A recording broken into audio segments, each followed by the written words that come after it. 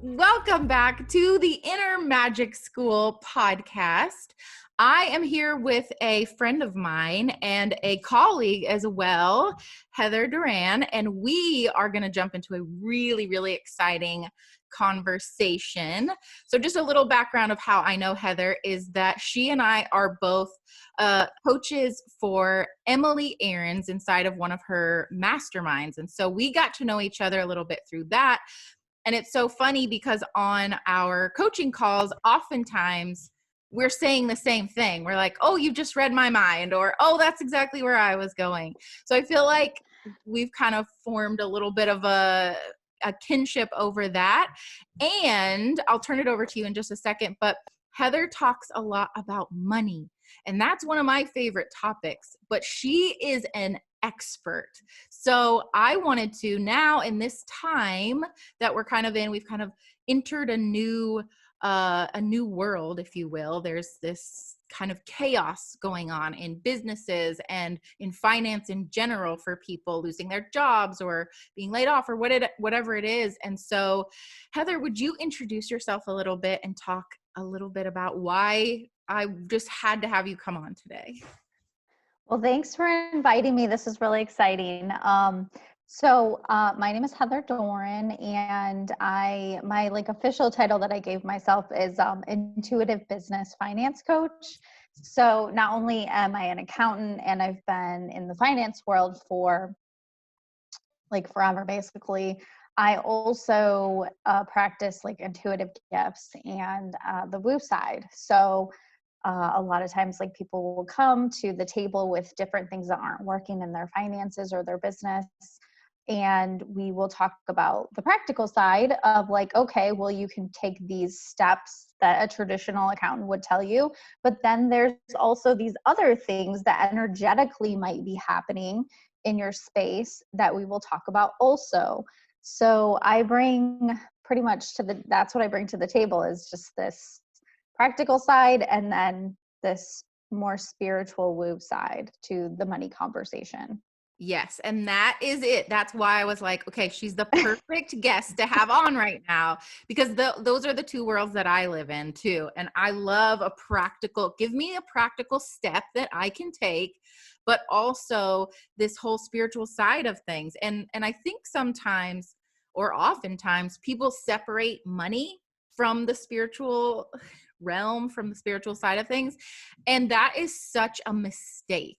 And so that was the other thing. I was like, okay, I want Heather to come on because I want to have this conversation around money, around what's happening right now with the pandemic and the chaos and the craziness, but also to give some practical steps, but also to understand that it's not just this, I kind of call it the 3D world that we live in. There's more things going on behind the scenes. There's the unseen part of things. So that was why I was like, okay, ding, ding, ding, must have Heather. So yeah, and I will add too, it's so funny that when we're doing coaching calls, Sarah will say something or I'll say something and I'm just like, oh my God, I totally was going to say that too. Yes, I love it. And I do the same thing. I'm like, that, yeah, exactly. That's right. That's exactly where I was going with that. So yeah, we're kind of on a similar wavelength with things. Yeah. So it's been really fun. Yes, I love it. It's such a great fit. And of course, Emily is the best. So, say about that. But so yeah, so what can people do right now? Let's give people some practical steps, but also some hope that this is all gonna be fine, right?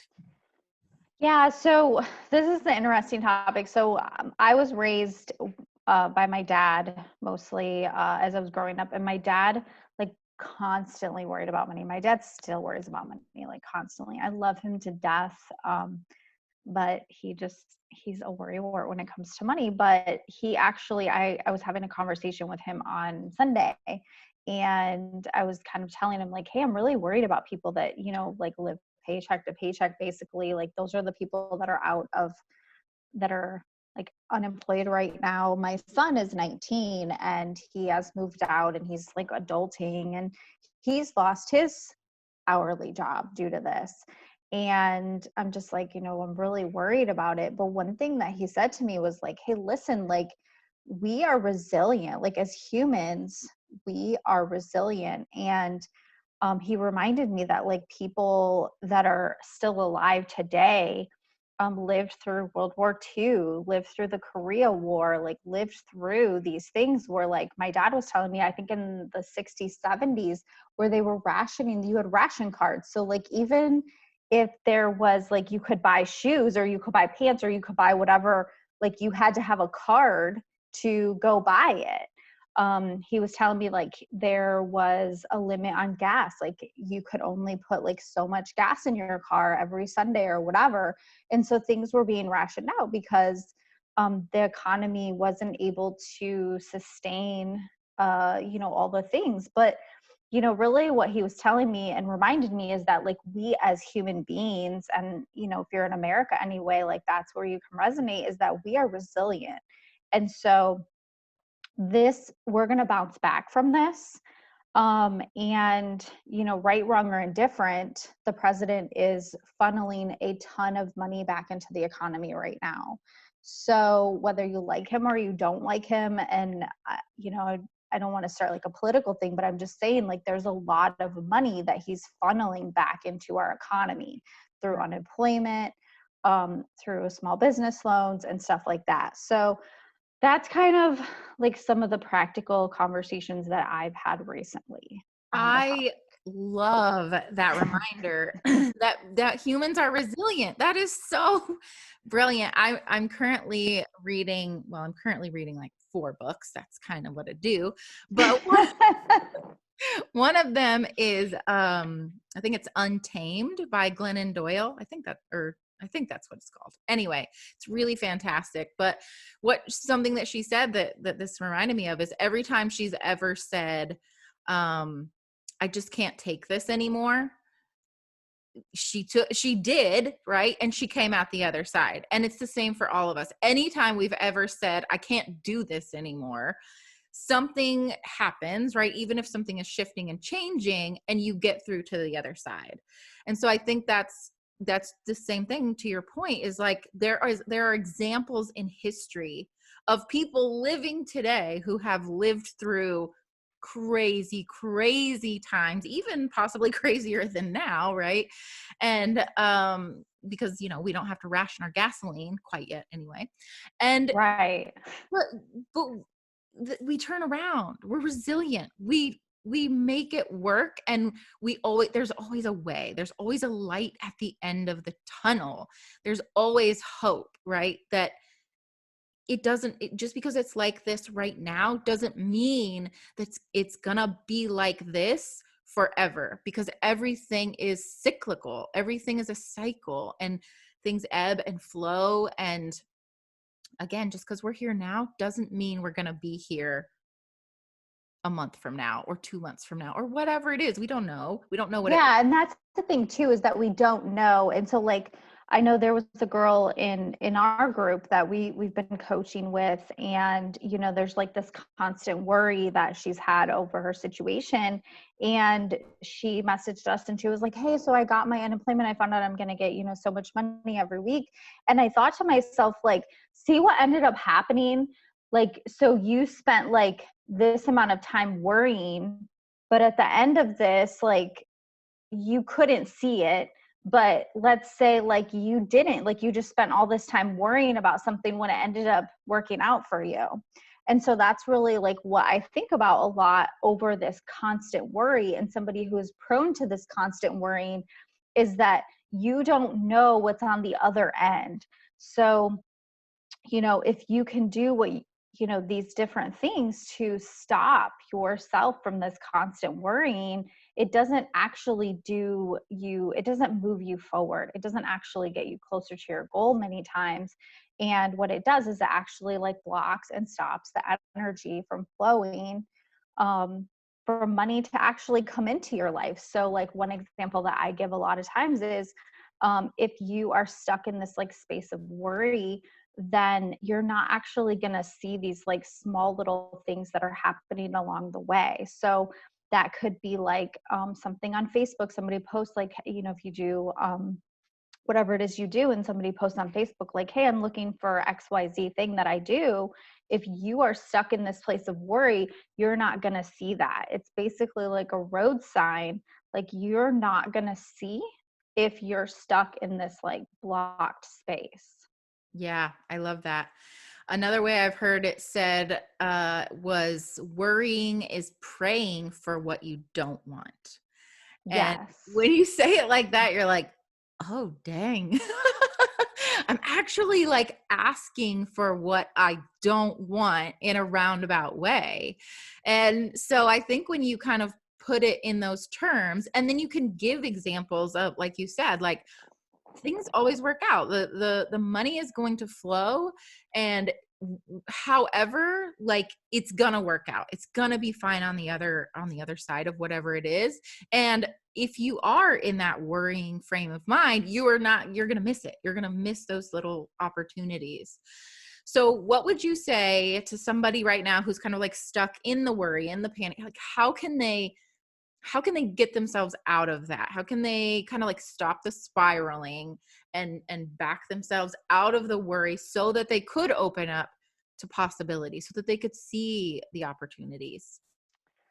Yeah, so like some of the practical things that I tell people is like you really have to look around you and see exactly what it is that you have and what exactly is working for you.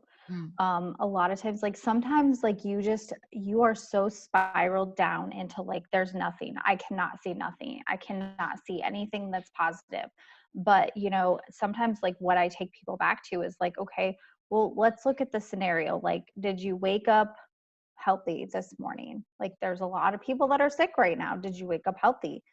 Did your kids wake up healthy?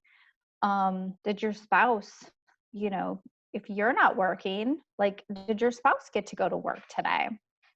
um do you have food in your cupboard? Like start with the smallest things of like, okay, well, what can I see? Like if you are short on food or you are short on toilet paper, do you have paper towel? Like can you go knock on a neighbor's door that that you love to talk to or whatever? I mean, what are these things that you can pull out of your life and you can pull out of your surroundings that is working for you? And it might just be like very small things, but the fact is that we can always pull from something that is actually happening good. We have people in our lives that love us. A lot of times, like we have our guides and our spirits that are like, they are watching over us. They are looking over us. And one thing that we forget is that they cannot intervene on our behalf unless we ask them. Ooh, hold up. And Will you repeat that? Repeat that for the people in the back. your guides cannot intervene on your behalf unless you ask them, unless you reach out to them and you say like, this is just a day. Like, please help me. Like, help me see what's possible right now. Like, help me see like that I have furniture, I have heat, or I have air conditioning, or whatever small thing. Like I have soap for my clothes to clean my clothes. Like, I don't know, whatever it is, water. Like there's so many people around the world that don't even have clean water. So whatever small thing you can lean into to get you out of the bottom of that cyclone where you've spiraled down to like this, you just are so worried and so frustrated. Like that's where I say to start. I love that. And just to highlight to people, like you're already doing this when you're spiraling downward, because that always starts with something small, right? It starts with like a one little thing. You're like, well, my dishwasher broke or whatever. And then it's like, well, this didn't work. Well, this didn't work. Well, this didn't work. And now you've spiraled all the way down to the bottom where your entire life sucks and nothing is good and you'll never amount to anything, whatever it is. Cause I speak from experience. I've been there. But you Well, we can, all have. yes, but you can do it the other way is what you're saying. And this is Yes. so brilliant. So she did this with one of our coaching students in the group. And I was like almost in tears because it was such, when you really took her through that experience. So I want people to really like stop for a minute, pause this if you're driving or whatever, whatever, but like stop for a minute and really do this exercise where you just find one little teeny tiny thing that could be working for you right now. Like she said, did you wake up? Did you have something to eat? If you did, you're better off than a whole lot of people in the world, right? So finding something really small and then work your way up, right? Then you can work up to some bigger things as well. Like, yeah, I just think it's brilliant and beautiful. So thank you for sharing that. And do it, people, please. Don't let that go by. Yeah, and I think where it comes like to our business too, that's really where we can start to do this with our business. So if we're stuck in this place with our business, like, nothing's working with our business, start with this thing with like, well, what is working? Like what is it that you like to do in your business? Like really get back to this place of fun in your business.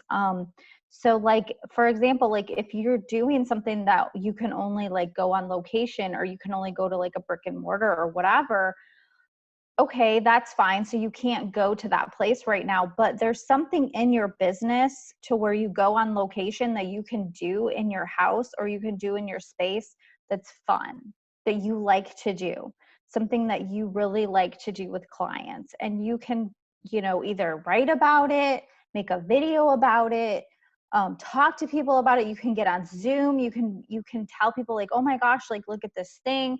I mean, there are ways that you can be connecting with people and connecting with your clients, even though you can't go on location. And so what I would say like is start there with like those things that you find very fun and enjoyable in your business.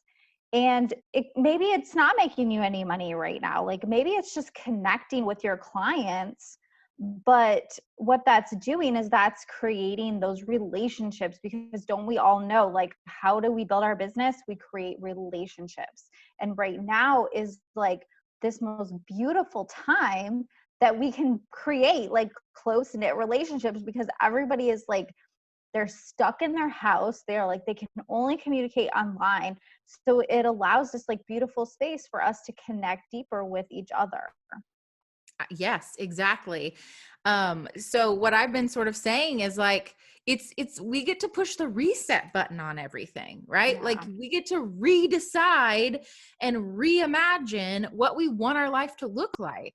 So I think there's like two camps. There's people that go into, this is the worst thing that's ever happened. How am I going to make it through this? And they kind of like go down that negative spiral. And then there's the other camp who's like, all right, this is a whole new world of possibility that I can open up to. And I lied, because there's actually three camps. There's some people who see that, and then they're like, the fears pop up as well. So they're kind of like juggling both ends and like on the fence. Yeah, exactly. And what I just want people to realize is it's exactly what you said. Like when you get out of the fear, when you get out of the worrying, you can see possibility. So for example, I know a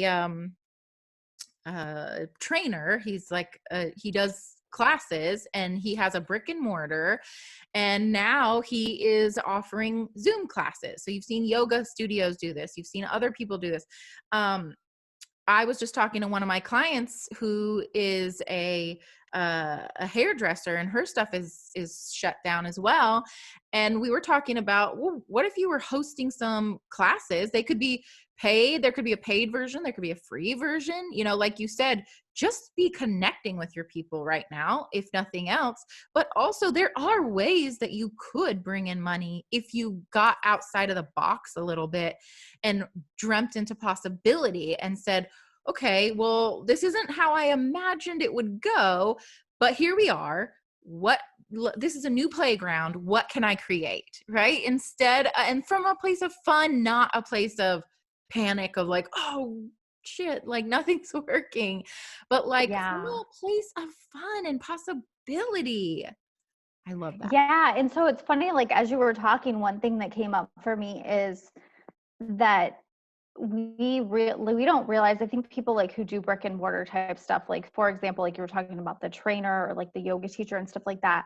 I don't think that we fully realize that there are people that can't actually go to a brick and mortar space to do this stuff.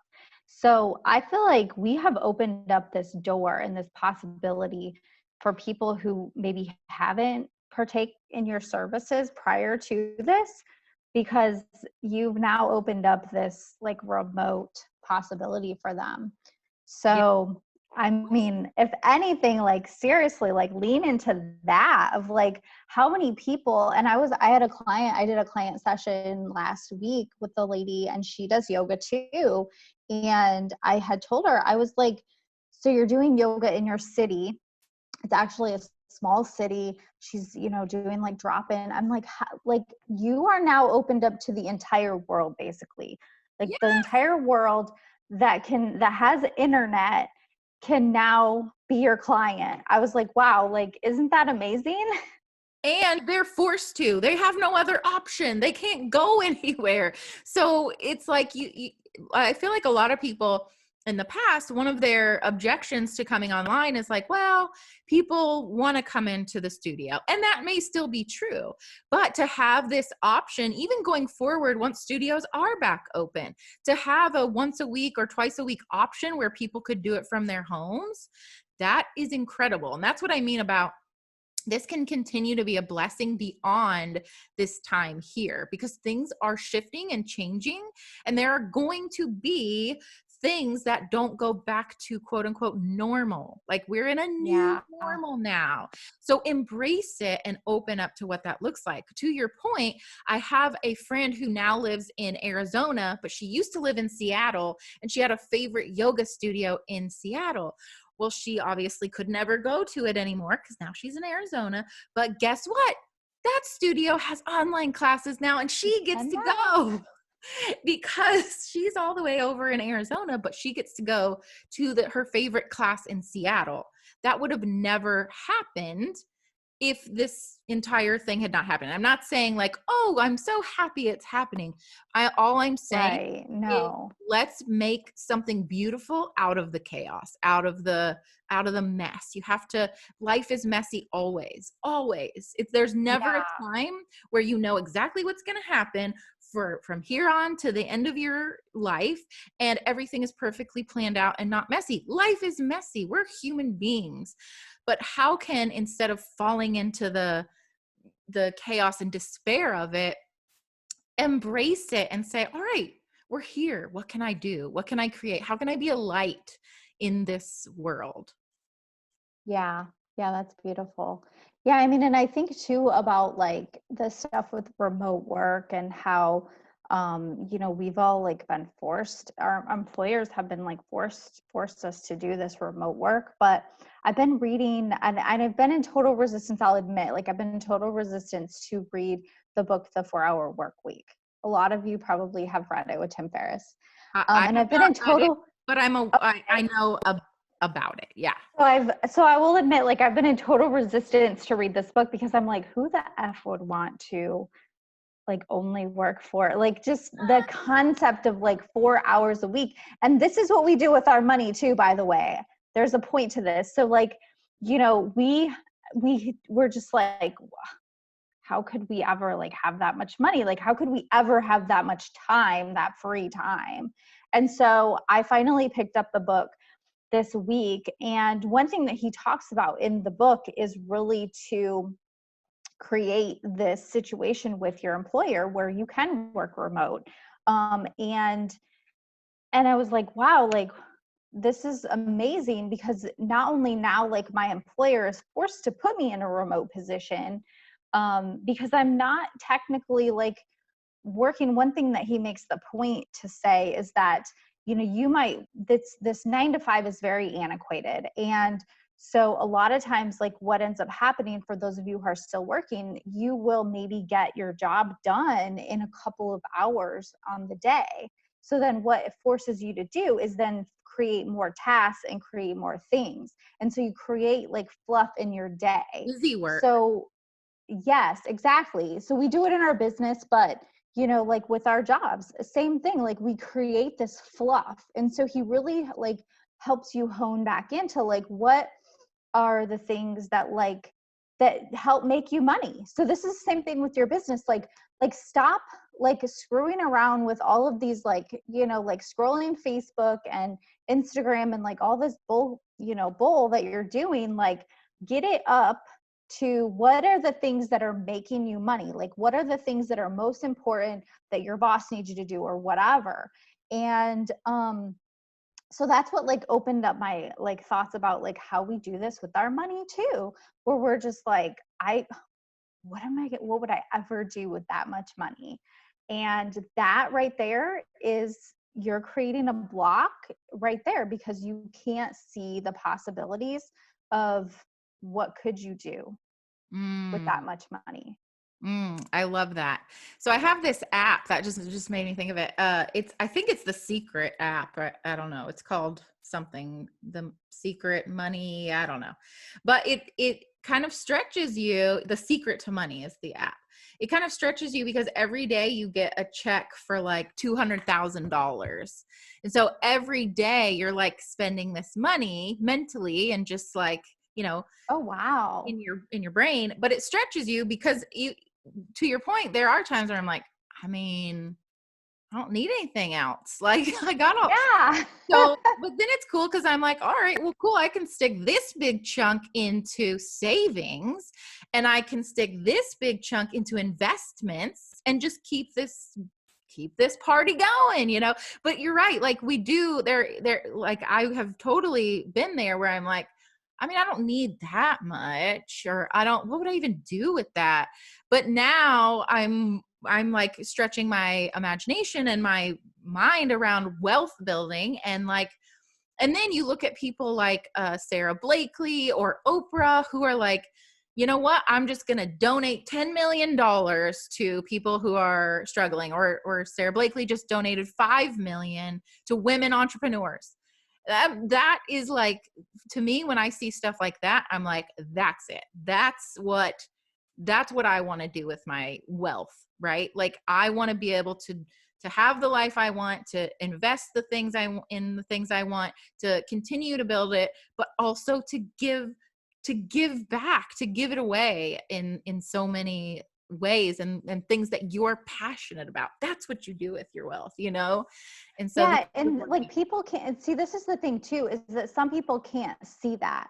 So what happens is like we're so busy living our lives Mm. that we never take time to like go to the puppy shelter, for example. Like that's what, and be able to donate to like the dog shelters, or be able to donate to the food bank, or whatever charity it is that you're doing, that we are so busy like trying to create the money that we need right now. It's that we can never expand our vision. Like we have this, like we're here and we're raising our kids and we're hustling and we're grinding and we're doing these things. We just can't see it.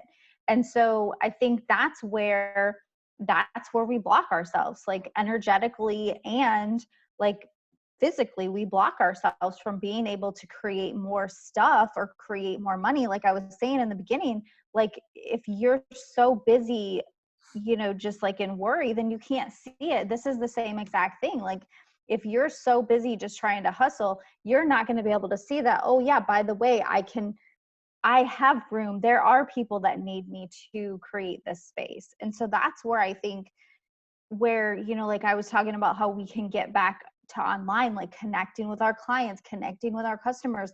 We don't know what they're struggling with because we've been so busy in this going, and not even realizing that our customers actually need this thing over here. So I think this is a beautiful time and a beautiful space to get back to that place to connect so that we can create. Okay, so that's probably number one on what I'm about to ask you, but um, but bringing this back around to like practical application, you talked about with the Tim Ferriss idea about like, okay, what are those money making tasks? And we've kind of had this conversation, in our private group, but could you give one or two or three because I feel like people don't understand. You say, do the money making task. And they're like, but what is that actually? And one of the things that's why I said it's number one, is what you just said, is like freaking connect with your people. Like connect, Yes. connect, connect. How can you be of service? How can you find ways to communicate and to connect online and be there for people and be building your know, like, and trust and all of those things. Be building your kind of leadership status, if you will. And so like, what are some practical things that people can do that are money making tasks that they should focus on? Yeah, that's a good question. So, I mean, like if you own a business, that is obviously going to be like connecting with your people. So that could look a lot of different ways. It depends on your market. So that could be like getting on a Zoom call to or like creating like a free Zoom session. Like a lot of people have done that. Like they've created like a thing like, hey, we're going to come in and chat with each other. Um That was that the could thing be, that I did. yeah. And it was just purely for connection, purely to be of service, right? Like, let's Yeah, brainstorm. and share ideas. And so I'm sure that from that, you probably, as a service provider, you're like, oh, wow. So like people probably need this, this, and this. So I can show up and help my people in these ways. So when you create these connections, that's when you start to have like these light bulb moments, I guess it will be, or like intuition will come in for you. Another thing that I encourage people to do is to create like a lower priced, a small, like mini offer. And here is why I say this. Number one, it's not about the money. It is not about the money. And we get so caught up in like, oh, it's not about the money. But here's the deal. You have to start receiving money in some way. Many times we have these like big grand ideas and we're just like, oh, I can manifest all these things in my personal life. But when it comes to my business, I can't manifest because you are not willing to accept any money, like no money's coming into your business. And so if you can start very small, like a $27 offer or a $20 offer or whatever it is, like you can start, then you can, number one, you can start to see the money coming in and you can be like, wow. So even $20 or $10 or whatever it is, you get like super freaking excited over it. And you're like, oh my God, money. The second thing that ends up happening is you serve people. And when you start serving people, that's when you start to get excited about your business again. This is when you start to get excited about how you help people again. Like this is when you start, like all these ideas start flowing and it starts to get the wheel going basically down the hill. Like that wheel is just going, going, going. So that's kind of my next thing I would say is that if you are stuck in this place where like you don't know what to do or you haven't worked in your business for a while, you haven't had any clients, you haven't had any customers and I don't know how long, is create some type of small like mini offer for your people just to get you working again and to get money flowing into you. I love that. I think that those are two brilliant ideas shared here for free, people. Take this and run with it. I think they're like, I can almost hear people being like, but how would that work for me? You know what I'm saying? And it's like, again, that's closing down to the possibility. It's like, no, instead, what if you asked, how could this work for me? And how could it be easy? And so that's the genius of having like a mini offer, a smaller offer, because that could be something that you could put together pretty easily because you're the expert in your business, right? You're the expert in whatever it is that you do or talk about. And so all the people that are out there that you think, well, this is just so easy for me, most other people probably do not think it's easy for them. So for you to put something together that was, $27 is probably pretty easy. So that is genius. Thank you for sharing that. So yeah, and I love that you made the comment too about really like looking at it in a way of like, how can I? And I think that that's where we get stuck in this space of like, oh, but I can't afford this, or I can't go do this, or, you know, like, especially right now, we're like, oh, but I can't connect with my clients because I'm not like in the brick and mortar or whatever. And so this is really where, like, if you want to open yourself up to more money, more clients, more abundance, this is the, like, one of the number one questions that you need to start asking is, how can I? How can I afford this? How can I make this possible? How can I put this into my life? And that's the question that you need to be asking yourself. So good. So good. Okay, so let's kind of just wrap up here and tell people if you have any kind of like last wrap up thoughts. And then I want to make sure that people know where they can find you and your amazing Facebook group and all of that. So just kind of like summing up, what would you say? So I just want to encourage all of you to catch yourself as you're spiraling. Um, you know, especially in this time where, you know, the virus is happening, a lot of us are caught inside. And so I really just want you to catch yourself and then to create a couple of things that you can do to get yourself out of that space. So that could be like walking outside. Like, nobody says you have to be trapped in your house. Like, you can walk outside in your yard. That's not going to hurt you.